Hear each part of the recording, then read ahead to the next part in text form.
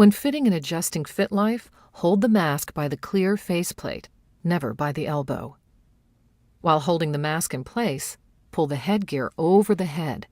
Attach one or both bottom headgear clips. To do this, you can use your thumb to find the tab on the lower part of the mask faceplate. Use your middle and index fingers to guide and gently push the headgear clip onto the tab until it snaps into place. Now adjust the headgear straps, which is a 3-step process. First, tighten the side headgear straps above the ears. The top strap should lie across the top of the head.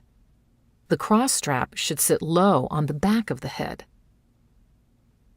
Second, tighten the bottom headgear straps until they are even and the mask is gently sitting on the face. The mask should not feel tight. Third, if the side headgear straps are resting on the ears, adjust the top headgear strap to lift the strap slightly up off the ears. Do not over-tighten, as it may cause the headgear to slip. If the skin bulges around the mask or you see red marks or impressions on the skin, loosen the headgear straps. With a good fit, there are no skin bulges or red impressions.